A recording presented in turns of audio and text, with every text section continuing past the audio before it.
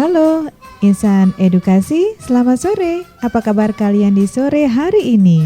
Selamat berjumpa lagi dalam program acara Bimbingan Belajar atau Bimbel untuk siswa-siswi kelas 11. Dan hari ini kami akan membahas mata pelajaran IPA Fisika. Di studio telah hadir Bapak Dr. Andes Agus Sugianto. Beliau adalah guru SMAN 13 Bandar Lampung. Kita sapa dulu ya. Selamat sore Pak Agus. Selamat sore Bu Rahma. Selamat sore insan edukasi. Alhamdulillah kabarnya baik. Baik insan Gema Edukasi, jangan kemana-mana ya. Tetaplah bersama kami di Radio Gema Edukasi dari Studio Dinas Pendidikan dan Kebudayaan Provinsi Lampung. Berbagi ilmu untuk semua. Rahma mengucapkan selamat mendengarkan.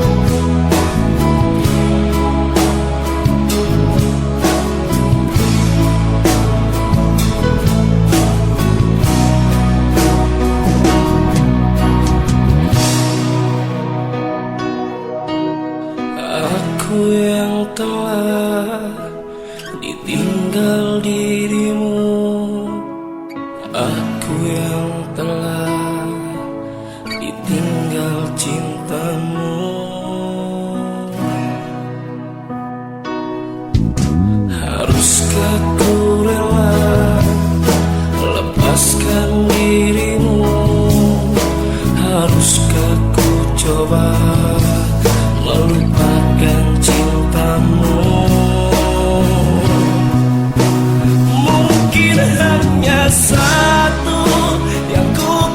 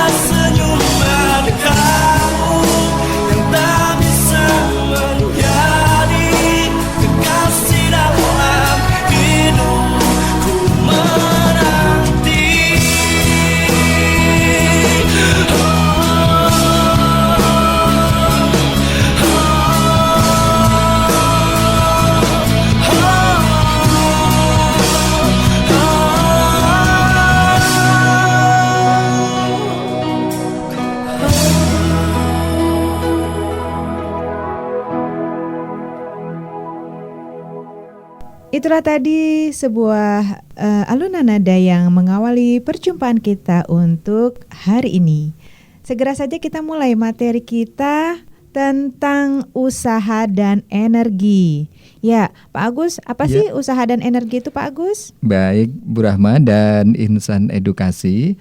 Jadi pada kesempatan kali ini kita akan membahas tentang usaha dan energi. Tentunya pengertian usaha dan energi yang akan kita bahas ini dalam skop fisika ya, Bu Rahma ya. Ya, kalau kita yang pertama kita bahas dulu tentang usaha ya, Bu Rahma ya. Kalau kita bicara tentang usaha, kalau kita hubungkan dengan pengertian usaha yang ada di dalam masyarakat, usaha ini adalah sebuah kegiatan untuk mencapai hasil tertentu, begitu ya. Apakah itu usaha perdagangan atau usaha jasa dan seterusnya. Nah, usaha yang kita maksudkan di dalam pembelajaran fisika kita kali ini adalah usaha yang relatif lebih sempit ya pengertiannya, yaitu usaha yang kita kaitkan dengan perpindahan suatu benda gitu ya. Ya, jadi kalau kita kaitkan dengan perpindahan, maka usaha ini sebenarnya adalah merupakan hasil kali ya, hasil kali antara gaya dengan perpindahan, begitu kira-kira ya. Ya, tapi juga nanti di dalam hal yang sangat khusus bahwa gaya yang dimaksud ini adalah gaya yang arahnya searah dengan perpindahan itu, gitu. Ya, jadi yang kita maksud di sini adalah usaha itu merupakan perkalian atau hasil kali antara komponen gaya yang segaris dengan perpindahan ya, dengan besarnya perpindahan tersebut gitu. Atau kalau nanti kita lihat secara formula atau secara rumus, maka usaha ini dirumuskan dengan W itu sama dengan F dikali S. Ya, W ini adalah usaha. Satuannya dalam satuan standar internasional adalah joule usaha ini. Iya, joule. Kemudian F-nya ini adalah gaya, satuannya Newton, sedangkan S-nya ini adalah perpindahan. Iya. Nah, itu kalau gayanya tadi membentuk sudut sama dengan arah perpindahan. Tetapi ketika gayanya nanti sudutnya membentuk sudut tertentu dengan arah perpindahannya, kalau tadi sudutnya 0 seperti tadi, tapi kalau ada sudut tertentu maka besarnya usaha itu adalah W dikalikan F kali cos alfa dikalikan S. Jadi F-nya atau gayanya itu dikalikan dulu dengan cosinus alfa. Nah, ini juga ada yang perlu diketahui ya, Bu Rahma ya, untuk para siswa dan insan edukasi, bahwa tadi usaha itu adalah perkalian gaya dengan perpindahan. Nah, perpindahan ini merupakan besaran vektor. Berbeda dengan jarak, gitu ya, jarak. Nah, ini mungkin sedikit kita ulas tentang perpindahan ini. Misalnya kita pergi dari suatu tempat A, gitu ya, ke tempat B, gitu ya, yang jaraknya 10 meter, gitu ya. Kemudian dari B ke C yang jaraknya 20 meter. Maka dari A ke C tentu ini 30 meter ya jarak yang ditempuh. Nah, tetapi ketika dia kembali lagi ke A lagi ya, berarti kan perginya 30, kembalinya 30 gitu kan. Kalau dikatakan itu jaraknya berapa, maka 60 meter gitu. Tetapi kalau ditanya berapa perpindahannya, maka adalah 0. Iya, karena dia tempatnya di situ, kembali ke situ lagi gitu ya. Itu bedanya jarak dengan perpindahan. Nah, usaha ini adalah perkalian antara gaya dengan perpindahan gitu ya, bukan dengan jarak gitu ya. Jadi misalnya kita hari ini pagi ini berada di rumah, kemudian nanti siang kita kemudian kita berangkat ke sekolah, kemudian siang kita kembali lagi ke rumah. Maka kalau ditanya berapa perpindahannya, nol gitu. Karena sudah kembali ke kalau sudah kembali ke tempat semula. Jadi perpindahan ini adalah jarak antara tempat semula dengan tempat akhir, gitu. Itu yang kita jarak. Ya, perpindahan. Perpindahan. Iya, perpindahan. Nah, tadi usaha adalah merupakan perkalian antara gaya dengan perpindahan. Ya.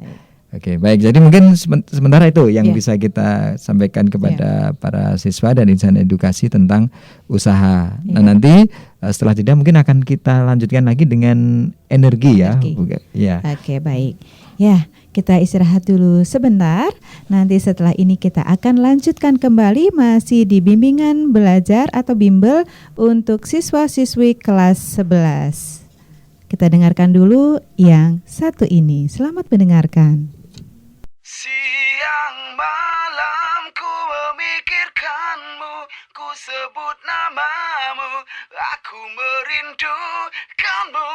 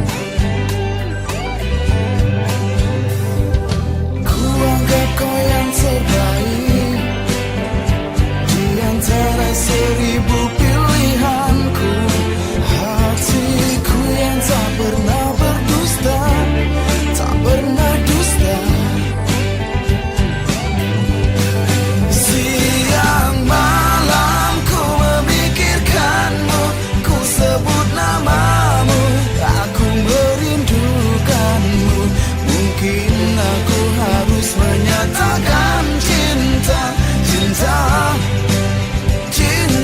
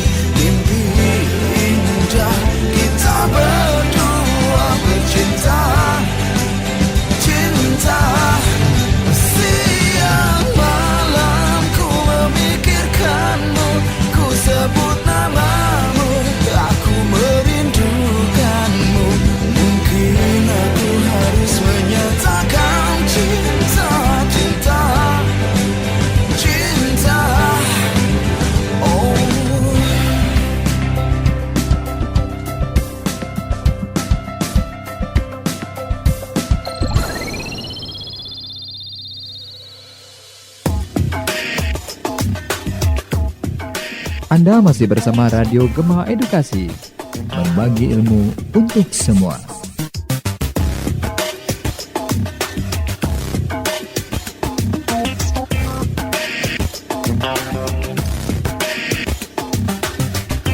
Kembali lagi bersama Rahma dan juga Pak Agus, dan kita masih akan membahas kembali tentang usaha dan energi ini ya Pak ya? Iya, betul. Oke, kita lanjutkan Pak.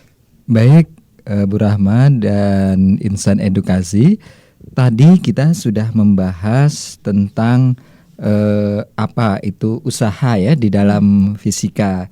Ya, tadi sudah kita sampaikan sedikit mengulang bahwa usaha ini disimbolkan dengan huruf W ya, huruf W besar. Ini sebenarnya singkatan dari kata work ya, atau kerja gitu ya. Nah, kemudian untuk sebagai contoh misalnya ya, kalau tentang usaha ini ya Bu Rahma dan Insan Edukasi, misalnya saja kita mendorong mobil misalnya gitu ya. Nah, ketika mobil ini kita dorong kemudian dengan gaya misalnya 50 Newton misalnya ya. Kita dorong dengan gaya 50 Newton, kemudian dia berpindah sejauh 10 meter misalnya. Maka usaha yang kita lakukan ini adalah 50 Newton dikali 10 meter, berarti sama dengan 500 Newton meter, atau bisa juga 500 Joule gitu ya. Itu salah satu contoh bagaimana mengaplikasikan hitungan usaha di dalam kehidupan sehari-hari gitu ya. Sebenarnya kalau untuk pelaksanaannya atau aplikasinya sudah sering kita lakukan ya mungkin ya.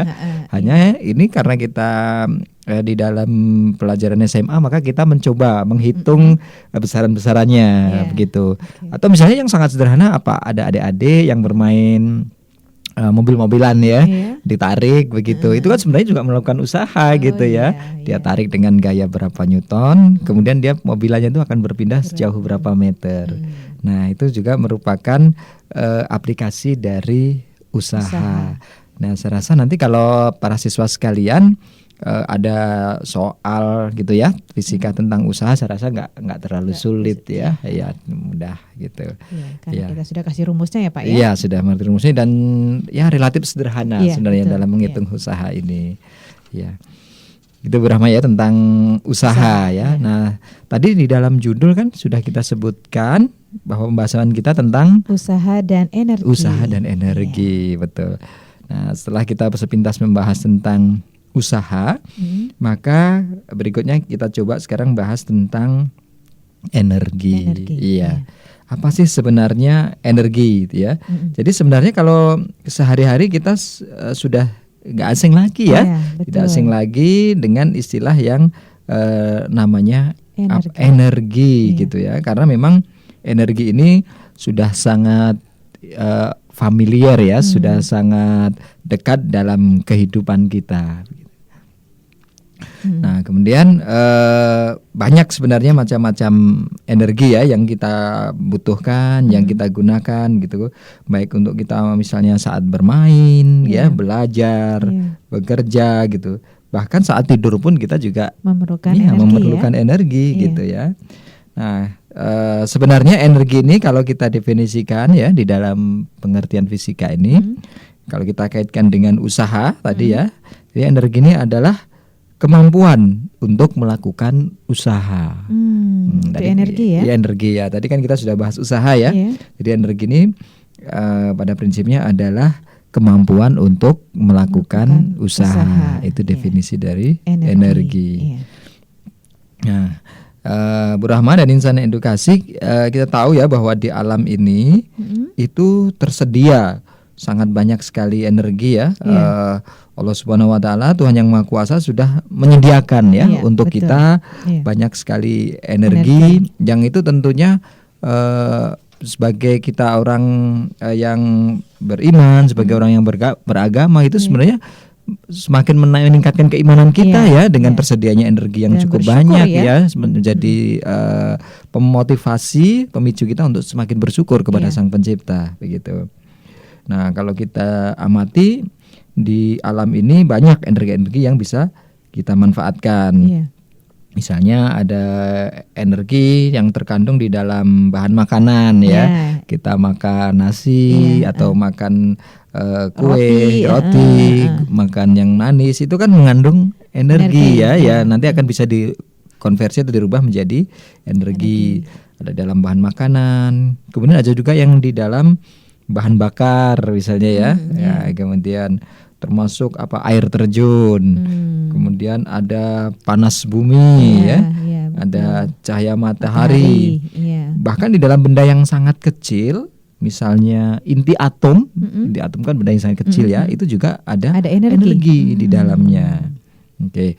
Baik, kalau gitu sekarang kita coba bahas ya, apa saja bentuk-bentuk energi dan dari mana sumber-sumbernya. Gitu ya. Baik.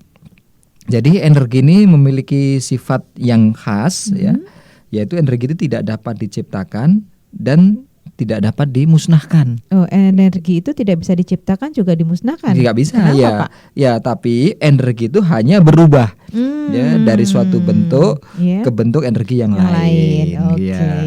Misalnya kita menaik kendaraan ya, mula-mula kan dari energi kimia berupa BBM gitu ya. Kemudian dirubah menjadi energi gerak. Gitu ya. Jadi tidak hilang tapi berubah. Energinya ini berubah gitu. Nah, kemudian jadi sifatnya energi ini bermanfaat justru saat dia terjadi perubahan bentuk. Iya, perubahan bentuk. Karena pada saat itu ada usaha yang dilakukan gitu ya. Bahkan sebagian orang mengibaratkan energi itu seperti uang gitu ya. Dia hanya bermanfaat ketika saat dibelanjakan gitu dan ya. Nah, contoh kalau dalam kaitan energi ini misalnya energi listrik. Nah, energi listrik ini akan bermanfaat saat energi listrik itu dirubah menjadi bentuk energi yang lainnya. Contoh misalnya dari energi listrik kita rubah menjadi energi cahaya menggunakan lampu. Saat itulah kita bisa menggunakan energi listrik. Kemudian kita rubah energi listrik menjadi energi gerak untuk kipas angin misalnya, menjadi energi bunyi ya untuk mendengarkan suara-suara radio musik, ya begitu. Nah, dan masih banyak lagi. Nah, termasuk tadi misalnya kita punya energi kimia berupa bensin, dia akan bermanfaat setelah kita rubah menjadi energi gerak misalnya dalam kita saat mengendarai kendaraan gitu ya. Nah, kemudian perlu kita juga ketahui bahwa secara umum energi ini dapat dibedakan dalam berbagai bentuk ya, Bu Rahmat. Jika insan edukasi bisa kita sebutkan misalnya ada energi potensial ya, ada energi kinetik, energi kalor, energi cahaya, energi nuklir, energi bunyi dan sebagainya. Masih banyak lagi ya, Masih Pak, banyak lagi. Nah, kemudian kalau kita rinci satu persatu, pertama apa? Misalnya energi potensial dia. Ya, jadi energi potensial ini adalah energi yang dimiliki benda karena keadaan atau kedudukannya. Nah, jadi suatu benda yang mempunyai keadaan atau kedudukan maka dia akan mempunyai energi potensial. Nah, yang sering kita bahas biasanya ada energi potensial gravitasi, misalnya. Nah, energi potensial gravitasi ini cukup besar manfaatnya gitu ya, apabila dia mempunyai ketinggian tertentu. Nah, begitu ya. Nah, jadi energi ini merupakan energi yang masih tersimpan ya sebenarnya atau tersembunyi. Tapi jika diberi kesempatan energi ini dapat dimanfaatkan menjadi usaha. Ya. Kalau energi potensial pun tadi juga meliputi beberapa ya. Ada energi potensial gravitasi, ada energi potensial elastis, ada energi potensial kimia, ada energi potensial listrik, ada energi potensial nuklir dan sebagainya. Ternyata banyak sekali ya Bu ya macam-macam energi ini ya. Oke, nah kembali ke energi potensial gravitasi tadi. Nah, energi potensial gravitasi itu dimiliki oleh benda yang berada pada ketinggian tertentu dari permukaan tanah atau dari tempat kita mengukur, begitu ya. Misalnya kita kalau ada lampu misalnya ya di ruang kita ada lampu, lampu ini berada pada ketinggian misalnya 3 meter dari permukaan lantai. tanah ya, dari lantai misalnya ya, maka besarnya energi potensial yang dimiliki oleh lampu tersebut itu disimbolkan dengan EP ya.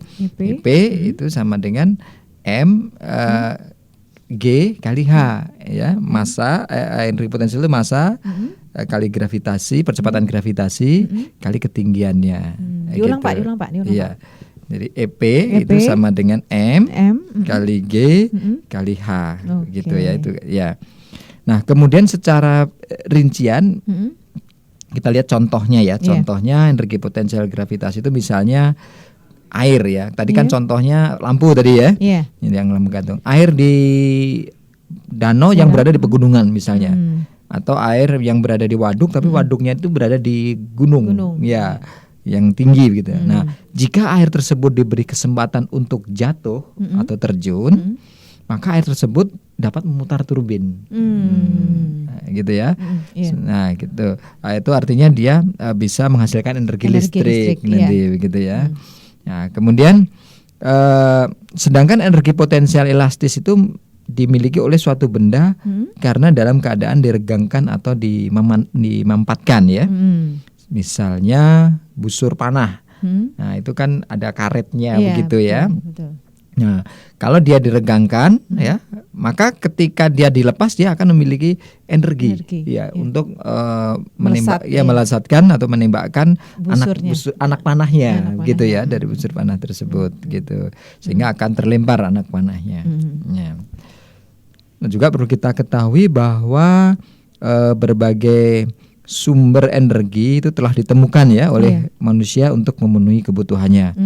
Ya, yang semakin lama ini semakin meningkat ya, betul. Seiring dengan pertambahan penduduk dunia, betul ya. Nah, sedangkan sumber energi yang ada di bumi ini jumlahnya sangat terbatas ya. Maka kita harus melakukan penghematan dan pelestarian terhadap sumber-sumber energi tersebut. Terutama energi yang tidak dapat diperbaharui ya. Dan juga selalu berusaha untuk mencari sumber-sumber energi alternatif ya, atau energi baru. Nah, nanti pada bagian berikutnya nanti kita akan uraikan lagi tentang sumber energi yang banyak digunakan ya dalam kehidupan sehari-hari. Terutama misalnya dia bisa digunakan untuk sumber energi listrik ya. Kenapa demikian? Karena energi listrik ini merupakan bentuk energi yang paling mudah ya dalam penggunaannya. Nah, di samping mudah dalam distribusinya ya, pengirimannya cukup menggunakan kabel ya, tidak perlu diangkut begitu ya. Juga mudah diubah bentuknya ya. Misalnya menjadi yang energi lain ya, misalnya menjadi energi cahaya ya, jadi energi kalor, energi gerak dan seterusnya. Nah, kemudian nanti secara khusus kita tidak membahas tentang prinsip kerja dari pembangkit listriknya yang memanfaatkan sumber energi BBM, air dan surya ya. Tapi kita akan nanti lihat bagaimana perubahan-perubahan energi yang utama dalam proses tersebut. Gitu. Baik, jadi untuk sementara itu yang kita sampaikan ya pada sesi ini. Nanti kita akan lanjutkan lagi tentang berbagai macam sumber energi. Baik, sebelum kita lanjutkan, nanti kita akan bahas kembali masih mengenai energi ya Pak ya. Kita nanti akan lanjutkan.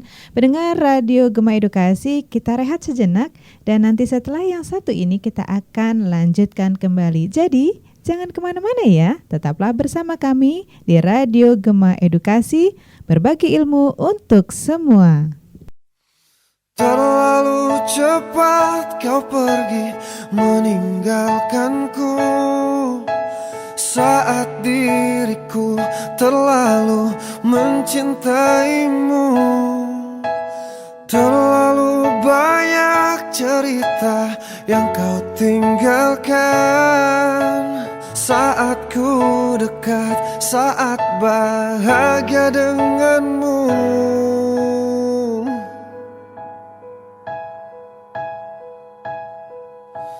Andai aku bisa memutar waktu, andai aku bisa, takkan ku sia-siakan waktu-waktu bahagia denganmu. Andai aku mampu hentikan waktu, andai aku bisa, Aku akan selalu ada untukmu, bersamamu.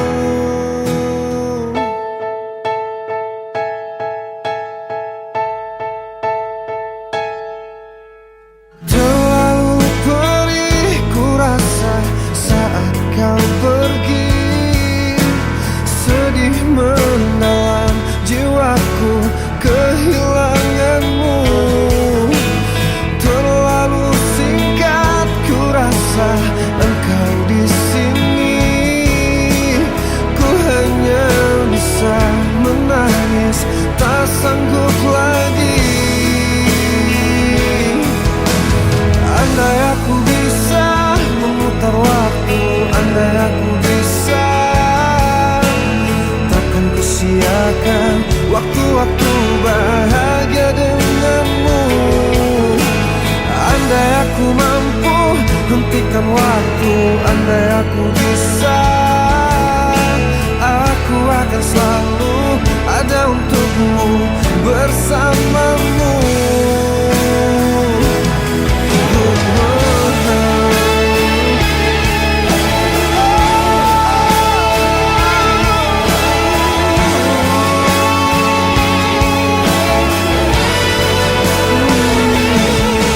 Semoga engkau tenang, semoga kau bahagia, semoga engkau senang di sana, di sana. Andai aku bisa memutar waktu, andai aku bisa, takkan ku sia-siakan waktu-waktu bahagia denganmu. Andai aku mampu hentikan waktu, andai aku bisa, aku akan selalu ada untukmu, bersamamu. Andai aku bisa memutar waktu, andai aku bisa, takkan ku sia-siakan waktu-waktu bahagia denganmu. Andai aku mampu hentikan waktu, andai aku bisa, aku akan selalu ada untukmu, bersamamu.